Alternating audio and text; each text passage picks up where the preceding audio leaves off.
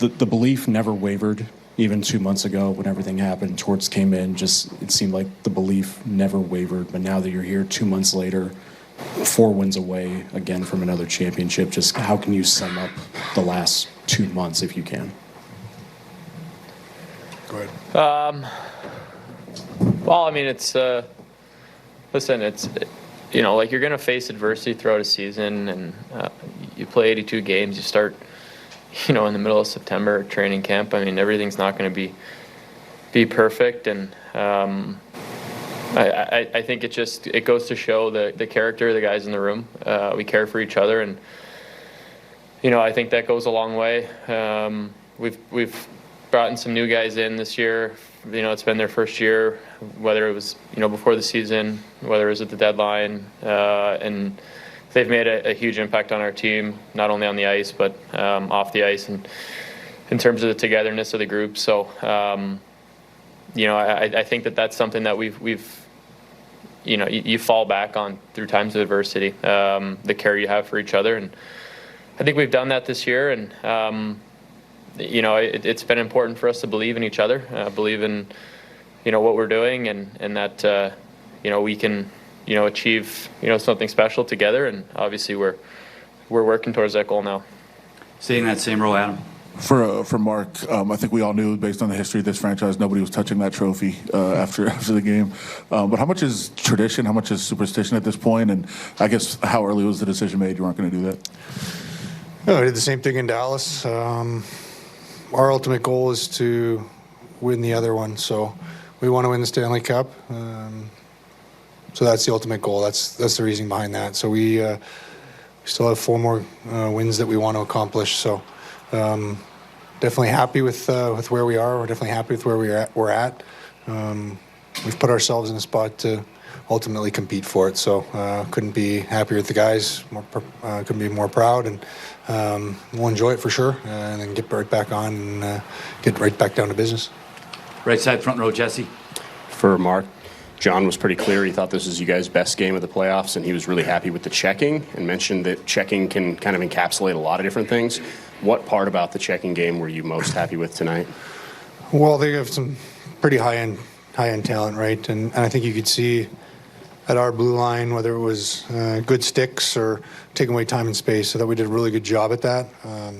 When they get swinging, in our end and getting us out of position, that's when it gets tough. I thought we did a really good job at closing, shutting down plays right away. I didn't think that they had the sustained ozone time that they had maybe in previous games.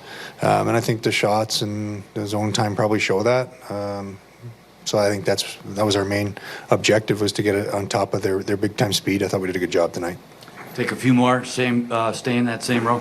Paulo Santos, NHL.com. Mark, we've seen you make some speed bursts toward the goal. How big was Braden's high flip to get that goal, and given how the game turned out, how big was it for you to score on that breakaway? For sure. I mean, it was a great play by Naber. It was a perfect breakout with Shea to him, and I was able to get behind. But like you said, the lane wasn't there, so he put me right in stride.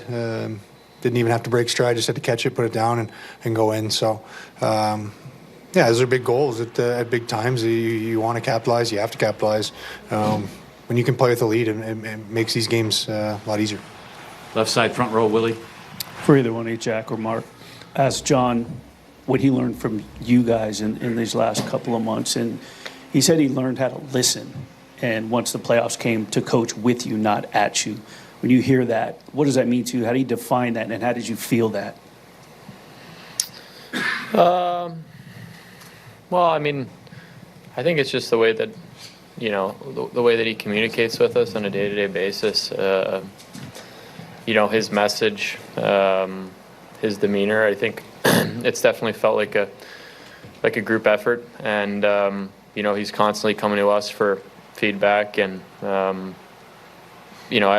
think his message has been received really well, because of that and the way that it's been delivered. And I just, I think the guys have a lot of confidence in him, and really believe in what he's saying. And I think he's done a good job of getting the most out of the group. So it's definitely been a collective group effort, and our assistant coaches have been phenomenal as well. So a lot lot of people that are stepping up.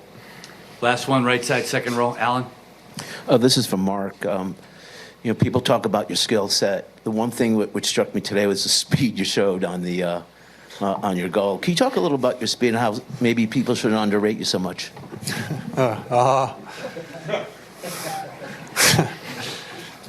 I guess maybe it's underrated. I don't know.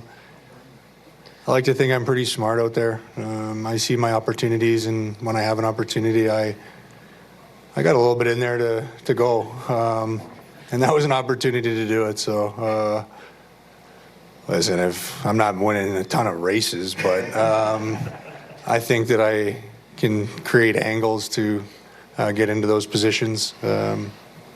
It's probably why I've actually got quite a few breakaways in my career.